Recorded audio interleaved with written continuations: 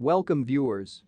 Former President Donald Trump set gearing up for his third presidential campaign and is still under scrutiny by investigators on multiple fronts, has at last become a texter, according to 3 people with knowledge of his new habit.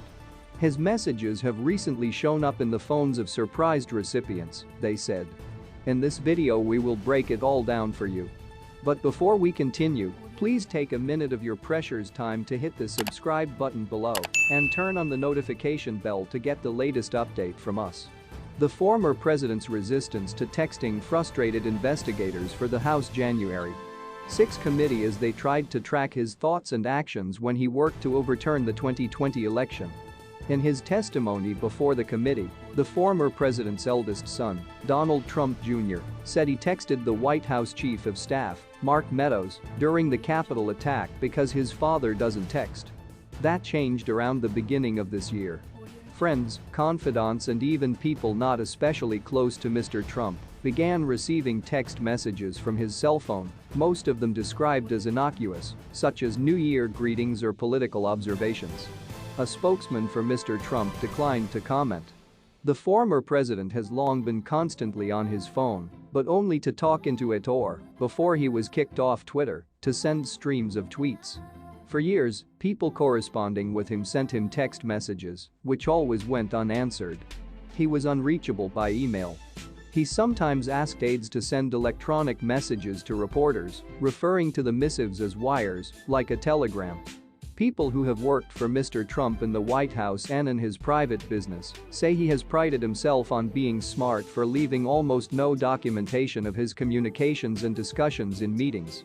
That included snatching notes being taken in real time by a junior legal associate in his offices in the 1990s when Mr. Trump spotted the man scribbling, according to a consultant working for him then. Those who have witnessed firsthand his visceral aversion to record-keeping said they were shocked to learn about his new electronic habit.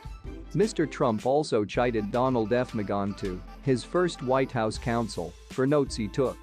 Mr. McGahn, when interviewed by the special counsel Robert S. Mueller III during the Russia investigation, described informing Mr. Trump that he took notes because he was a real lawyer. Younger voters have brought up the question of presidential youth and whether the age of the executive should more accurately reflect the age of the electorate. With the 2020 presidential election fostering a minimal amount of younger candidates in its early stages, voters may wonder the ages of their politicians.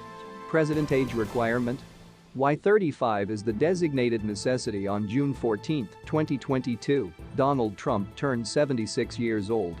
At the time of his 2017 inauguration into office, he was 70, the oldest age a president had ever been elected at that time. By 2020 he reached 74 as he ran for his re-election. While the possibility of Trump running for office once more in 2024 is mostly speculation, should he do so he would be 78. His possible opponent, should Biden run for re-election, would be 81. Had Senator Bernie Sanders gained the presidency, he would have been older than either previous president at 80. President Theodore Roosevelt, commonly known as Teddy, was the youngest president in the nation's history at 42, only slightly above the 2019 population's average age of 38. Recent President Barack Obama won office at 47 in 2008, becoming the 5th youngest president. How old were previous leaders? Here's a detailed graphic on presidential inauguration ages. One of the most well-known world leaders is Vladimir Putin, president of Russia as of June 2022. While he may have reached the age of 69 in 2021, he entered office in 2000 at 47 and was sworn in for a 4th time in 2018 at 66. When Putin ordered an invasion of Ukraine in 2022, President Volodymyr Zelensky was 44 years old. Please, what is your take on this? And remember to subscribe as well. Thanks for watching.